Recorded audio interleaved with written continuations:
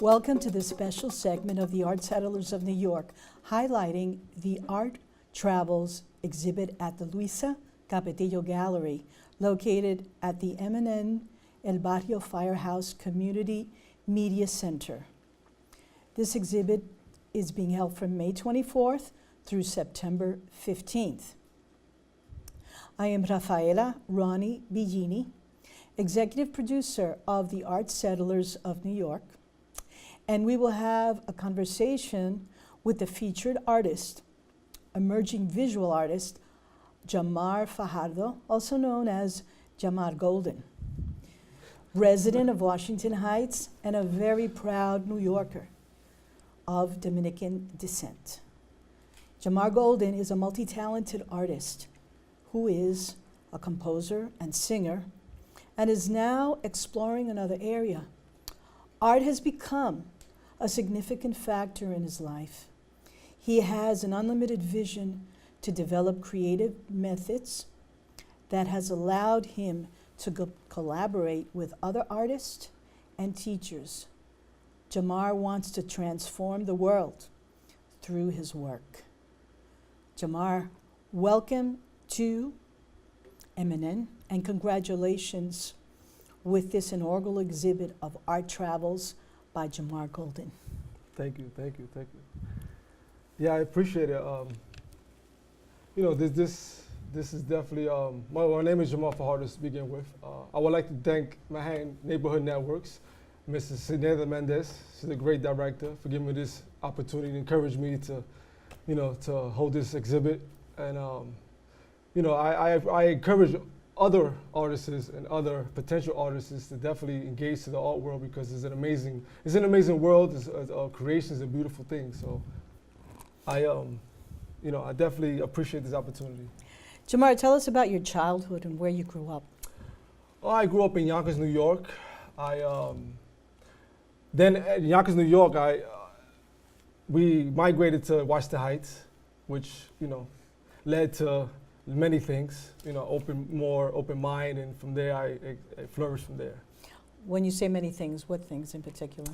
I learned to be more. Well, I became more diverse, I believe. Moving to the city made me more diverse, made me more aware, because Yonkers is more a secluded area. It's more of a countryside. Again, I have many great experiences there, but once my mother made a transition to move from Yonkers to Washington Heights, that led me to have more of an open mind. I see. As a performing artist, you've been inspired. You were a performing artist. Right. You've been inspired by both Biggie in New York and Tupac when you lived in Atlanta, Georgia. Right. In New York, two of your childhood friends from Yonkers, Right. David Stiles and Jason Phillips, introduced you to Biggie. Then in the early 2000s, you established a relationship with Tupac's family member, Castro, from the legendary Tupac's Outlaws. Right. The rest is history, huh? Oh, sure was. And now you have two Brooklyn natives who have served as your mentors, African-American artist Right. Edwin Griffin and New Yorican artist Joseph Toro, who is in the audience tonight. Yes, he is. Life's been good to you, huh? Yes, it has. I'm here talking with you, so I think it has. Yeah. How does it feel with this transition to be known now Right. as a visual artist? I mean, it's definitely overwhelming. How so? I mean, just meeting great other artists, getting advisories from other artists, great professors, great people like yourself who have many experiences and very aware of what's going on in the art world. It's been great just becoming the artist that I've become, and I'm always willing to to grow and as an artist, and always willing to listen and develop myself as a better artist. How has it been with the art collectors embracing your art, just loving it, and being able to sell your art? Talk to us about that experience, having a commercial success. Well, it's been overwhelming, and I sold a piece that I remember the first piece I sold. I made a sufficient amount of money. It was in Miami, in Wynwood. Right from that point on, I was like, okay, this is my world. That kind of solidified that for me, because before that I was kind of skeptical on my artists. But like when somebody actually loved that piece and purchased it, I was like, okay, wow, this I you know, my work means something. So that kind of encouraged me more, motivated me to do even greater work. Yeah. Your mother, who is also here, mentioned that when you start painting, that she wants you to go to sleep, and she just doesn't get you, you know, to stop. I guess she has to become a little bit more familiar with the process. That when the muse overtakes you, you just gotta go at it, regardless of the time. Well, again, the art it can become difficult, especially like architectural art. You know, it's not as easy. Right. A lot of these pieces I create, just it's coming off my mind. My visions emerge as they go, they transition as they go. How do you feel about that when that happens? Man, it's like I feel like a kid in Toys R Us. Uh-huh. It's like I don't know what vision to capture. It's like, okay, I take this one, I take that one, but it's like you have to come to a closure. Right. So you end up doing this, doing that, adjusting this and that. But at the end, the results are amazing. Yeah. You know? And how does it feel when you've finished, or how do you know when you've finished? That you sign it and you say, My spirits tell me. yes? Yes. Right. Uh-huh. My spirits tell me this is it. This is, again, because sometimes I have to rectify. Sometimes I last weeks or maybe days or maybe hours, depending upon how I'm adjusting as I go along. Right, right. So when you first, your first mentor was Mr. Griffith. Yes. So what did he teach you? Well, he taught me highlighting. He taught me how to. He was the first one that you felt inspired you, Right. or you understood it. You sort of got it through your relationship with him. Right. Yeah, he is an amazing artist. Yes. It's just like his art was so amazing to me. It was just like, wow, I need to pick this up. I need to learn this. And you were privileged because artists who have been established are very selective with the individuals, and they sort of have to have a special connection. You must have had a special connection with him. Yes. We immediately clicked. You understand? It was just like one of those like brothers and brothers, like Right. because he felt my enthusiasm, he felt my passion, he felt my Yes. discipline, and that's the main thing in this. As being an artist, you have to be determined. You have to have that discipline. Do you paint every day?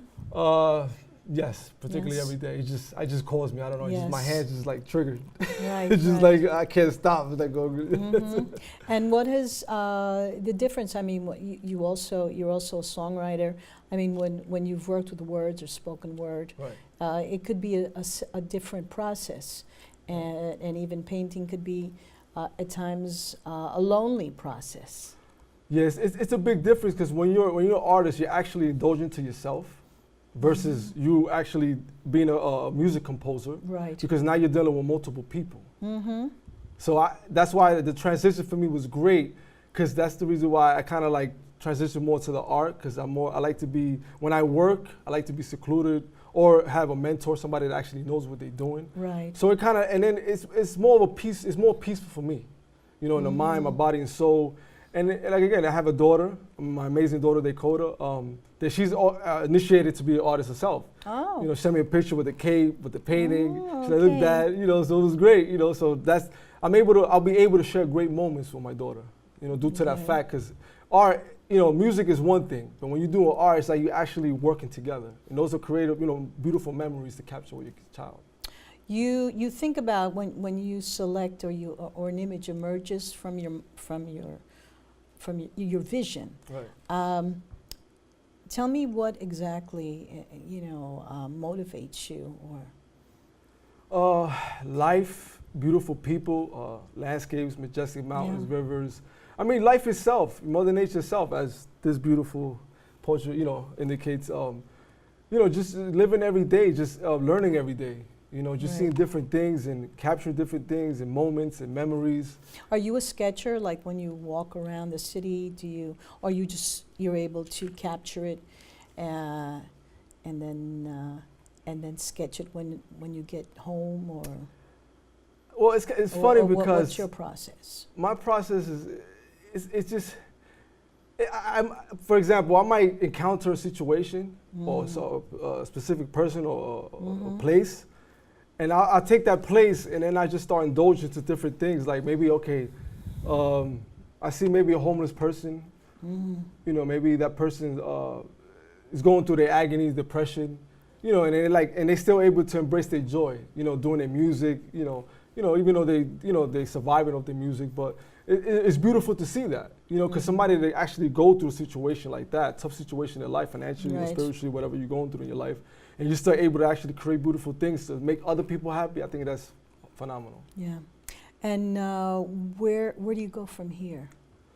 Well, from here, I'm going to sky's the limit. Sky's the limit. I have no set limitations. So you plan to stay? You think that you're going to be in New York for a while? Yes, I 'Cause will. You've lived where throughout the United States? I lived in Atlanta, Georgia. I lived in Miami. I mean, I've been to multiple states, but actually living Atlanta, Georgia, and Miami, and then of course New York City. Right, and that's when more in Atlanta when you were a performing artist, or Yes. I Yeah. was more indulged to that art, when I was in Atlanta, and Miami, it was just Miami. Uh-huh. You can't say that about people from Florida. You know, No, I mean, they're very sensitive Oh. and protective of their state, especially Miami people. So we have 3 paintings behind us. Right. The center, the goddess of green energy. Why Right. don't you talk about that? Well, this beautiful goddess. Well, again, I was encouraged because of I'm a believer of taking care of nature. I believe in agriculture needs to be preserved. Yes. So that was one of my motivations to do this amazing piece right here. As her facial expressions indicate, she's highly upset at humanity for mistreating her nature, with the toxic and Do all you the think negative that energy. that we're destroying the Yes. environment? Yes, I believe. So you it. believe in climate change? Or no? Absolutely. Okay. I'm all for it. I'm Yeah. all for it. Environmental development. Okay. So this painting, when did you complete it, in what year? I completed this, I think, the beginning of this year, I believe. Mm-hmm. It took time to work. It's been a lot of adjustments to this piece right here, as simple as it looks. Mm-hmm. I just made a lot of adjustments, certain effects I just feel like wasn't there. And it's just, once I added certain, effects to it, I was like, okay, this is it. This is where it needs to be. I don't need to, include anything else. So I'm happy for it. A lot of people are happy, so. And then the one on the right, which has a lot of detail, that's called three-dimensional pyramid effect. Talk to us about that. Oh, yes. This piece right here is a three-dimensional pyramid effect. Right. This is the camel. He's kind of upset because he feels this negative energy coming from an identified object, which is an alien ship. Mm-hmm. Yeah, so he just he wondering. doesn't know what it is. Yeah, he doesn't know what it is, but he feels his energy. That's why he's like, you Yes. see, he's grunchy. He's like, okay, what are you Yeah. doing here? Like, get away. Uh-huh. So then you have the car, which represents the Catholic Church. Why is that? Well, and as history indicates, the Catholic Church, the Catholicism, and the Egyptians, they all had, they had their rivalries, religious rivalries throughout their time, throughout history. So, they're just like pretty much solidifying that. They're just, going by, and it's like a propaganda. The car is a propaganda from the Catholic Church Okay. towards the Egyptian culture. And All then that effect is just like, it's a universal effect from the pyramids. The pyramids, emerging with the universe. You have a lot of Egyptian imagery in your other work Right. that's in the, in the Luisa Capetillo Gallery. Right. You think maybe you lived in Egypt in another life? Or? You know what? It's funny. It's funny you say that because I always felt like I was, not to sound, but I always felt like I was part of Egyptian culture. I had these visions like, like a pharaoh or something. Like, Maybe you were a pharaoh. Maybe I was a pharaoh in another life. I don't know. Yes. But I don't know. I just enjoy. I enjoy Egyptian culture. I always wanted to go to Giza, Alexander, Cairo. Mhm. So I'm a big fan of Egyptian. So you'll have an opportunity, hopefully. Yeah, hopefully I have opportunity right there in Giza to be drawing right there. Yes. And the other one that has an interesting name, the American Spirit Pipeline Movement. Right. What's that about? Well, as we know, the movement, it's unfortunate for the people in Dakota. I This basically has to do with the Dakotas. right with that movement. It just solidifies, all the the eagles, solidifies freedom. The crab's arm solidifies aggression. That we're not scared, that we're willing to fight. We're willing to bite. to fight for our land, for our ancestors. Mhm. Then you have the guy on top. He's the ancestry of everything. So there's a lot of significance in that piece as it evolves, as you see.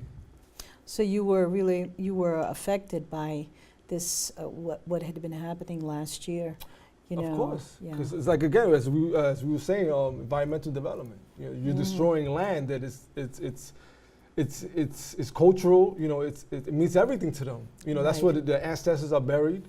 That's You right. know, so to them it's very unfortunate and very disrespectful in the sense of Mhm. I don't think that shouldn't be so imperative for this government to actually do. You know, they have sufficient land in the United States, as we know. So that was my issue with that. That's what helped me motivate, encourage me to actually do that amazing piece. You say you have a special relationship with your daughter.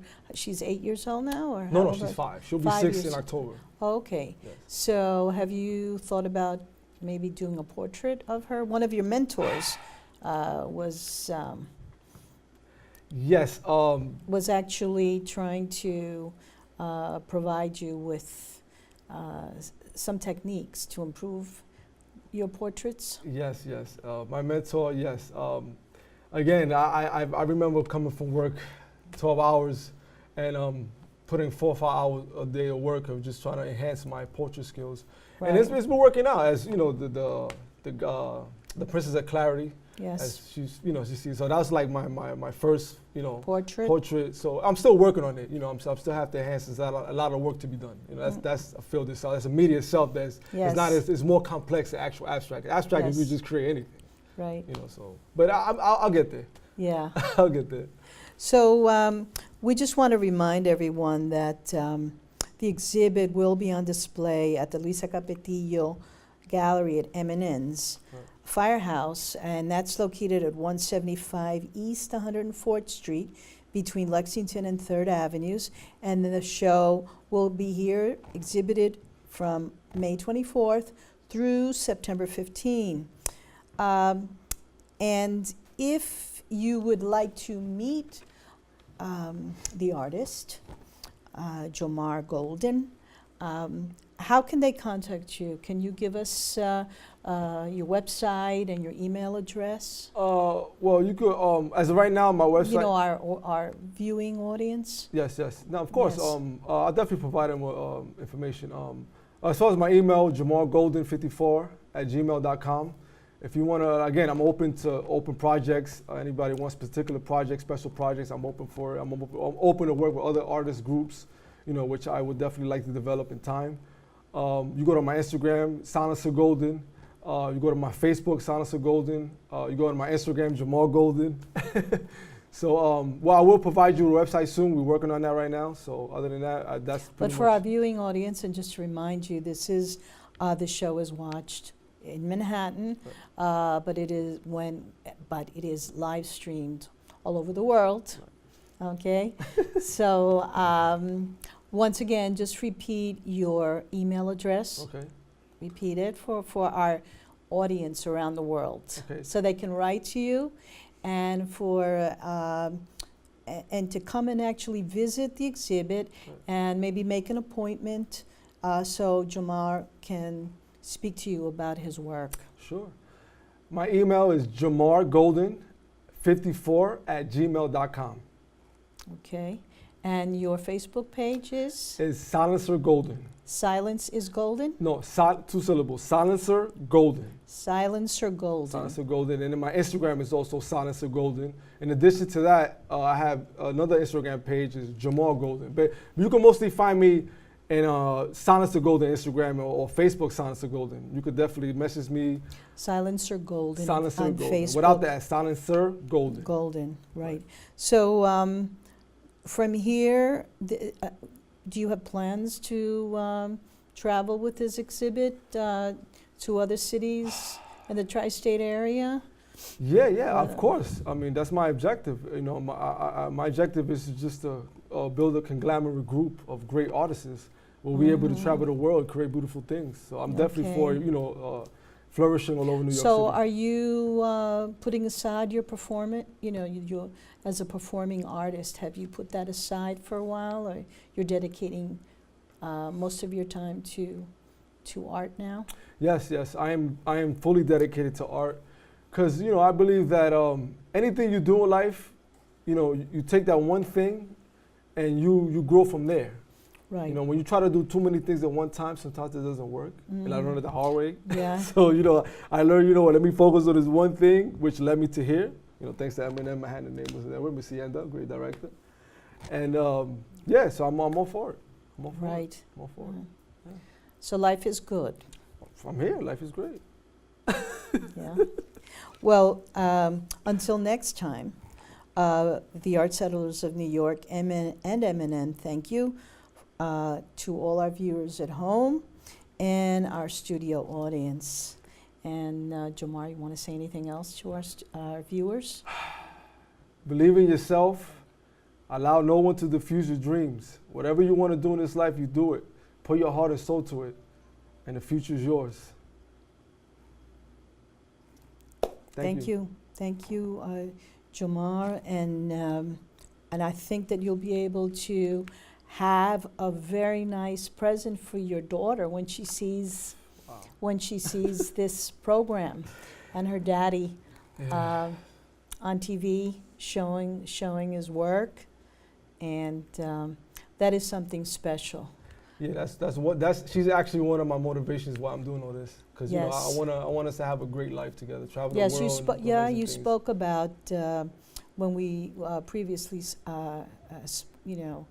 prepared for the interview about how you wanted to have a legacy Right. for her to be proud of. Of course.